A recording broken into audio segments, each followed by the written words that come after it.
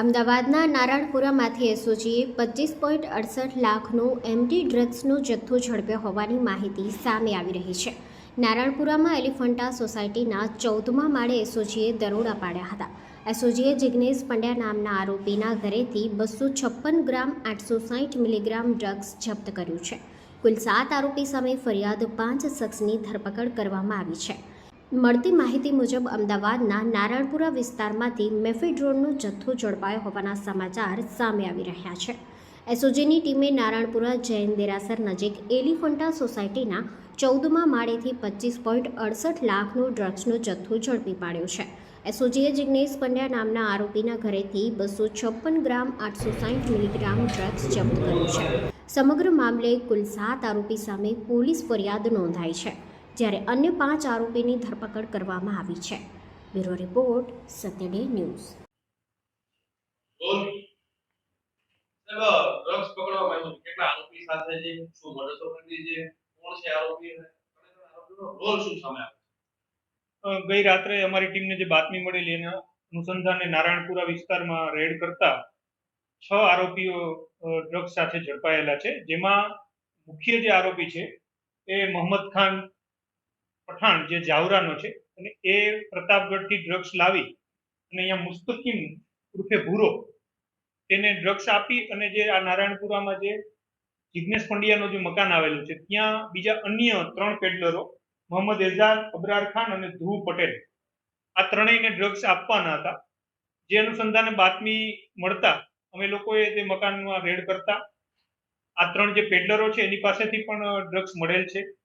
એ ઉપરાંત જે મુસ્તકીમ છે જેને ડ્રગ્સ મગાવેલ હતું અને જે મોહમ્મદ ખાન છે જે ડ્રગ્સ લઈ આવેલ હતું પ્રતાપગઢ, એ પણ પકડાઈ ગયેલ છે અને ડ્રગ્સ ગાડીમાંથી પણ બરામદ કરેલ છે અને એના પાસેના કબજામાંથી પણ કરેલ છે. અને જે જિગ્નેશ પંડ્યા છે એ પોતાનું મકાન છે એ ડ્રગ્સને પાર્ટી કરવા માટે આપતો હતો અને એ રીતે પોતે આર્થિક ફાયદો 1000 રૂપિયા જેવો મેળવતો હતો.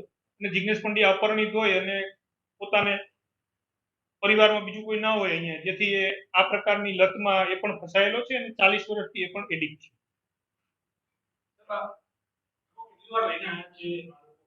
હાલ જે પ્રાથમિક પૂછપરછ છે એમાં 3 વખત અગાઉ આવી ગયા હોય એવું મળે છે.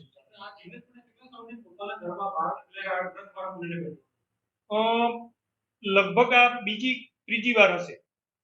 એને પહેલા એવું મને જે પ્રાથમિક પૂછપરછ છે એમાં જણાય છે કે ભાઈ પોતાના ઘરે મિત્રોને બોલાવી અને દારૂની પાર્ટી કે એવું કરતો હતો, પણ ડ્રગ્સની પાર્ટી કરી હોય એવી આ બીજી ત્રીજી વાર જોવા ના. પ્રાથમિક દ્રષ્ટિએ હાલ કોઈ મહિલા ત્યાં ડ્રગ્સ લેવા આવતી એવું જણાયેલ નથી. જિગ્નેશ પંડ્યા છે એ 56 વર્ષની ઉંમરનો છે, 12 ધોરણ ભણેલો છે, પણ એની જે પ્રાથમિક પૂછપરછમાં એ પોતે ગાંજાનો વ્યસની હોય એવું જણાવે છે, ગાંજો અને દારૂનો. અને ત્યાર પછી આ એકાદ વર્ષથી ડ્રગ્સના પણ પેલામાં એડિક્શનમાં આવેલો હોય અને પોતાના ઘરે અવારનવાર આ રીતે દારૂની પાર્ટી કરતા હોય અને જે આવા પેડલરોના સંપર્કમાં હોય અને આ પ્રકારે પોતાની ઘરે બોલાવી અને ડ્રગ્સનું પણ આ રીતે પાર્ટી કરવાનું પકડાઈ ગયું છે. જી, આજે 3 પેડલરો પકડાયેલા છે. એ મોહમ્મદ એજાજ છે એ ગોળ લીમડા પાસેનો છે, અબરાર ખાન છે એ જમાલપુરનો છે અને ધ્રુવ પટેલ છે જે એ નારાયણપુરા વિસ્તારનો છે અને લસણનો વેપારી છે, પણ પોતે એડિક્શનમાં હોય અને એટલા માટે થઈ અને લેવા માટે આવેલું. હા, આમાંથી 2 જે છે એ અગાઉ મારામારીના ગુનામાં પણ પકડાયેલા છે અને અન્ય જગ્યાએ પણ એક હથિયાર ધારાના કેસમાં પણ પકડાયેલા છે. મારામારીના ગુનામાં અબરાર છે જેની ઉપર 3 મારામારીના ગુના છે, એક જુગારનો છે, તળીપારનો છે, અને મુસ્કિમ છે એની ઉપર પણ મારામારીના 2 ગુના છે અને હથિયાર ધારામાં સુરતમાં પકડાયેલા. પોલીસથી બચવા માટે શું સાવચેતી રાખવી? મોસ્ટ ઓફ આ લોકો વોટ્સએપ કોલનો ઉપયોગ કરતા હતા કે જેથી કરીને એને ટ્રેસ આઉટ ન કરી શકાય. અને બીજું જે માહિતી છે એ એન્ડ ટાઈમે આપતા હતા કે તમે અહીંયા મળો, અને ત્યાં મળે એટલે એક જ ગાડીમાં આ લોકો બધા ભેગા થઈ અને કોઈ જે નક્કી કરેલી જગ્યા છે ત્યાં જતા હોય છે. કેટલા સમય 2 વર્ષથી સંપર્કમાં હતા. જે મોહમ્મદ ખાન છે જે મેઇન આરોપી, જે આપણો ડ્રગ્સ પ્રતાપગઢથી લઈ આવેલ, એને કોઈ મેરેજ ફંક્શનમાં મુસ્કિમ મળેલો અને મુસ્કિમ ત્યારથી એના સંપર્કમાં અને આના પહેલા પણ 2-3 વખતે અહીંયા માલ દેવા માટે આવી ગયું એવું જણાય છે.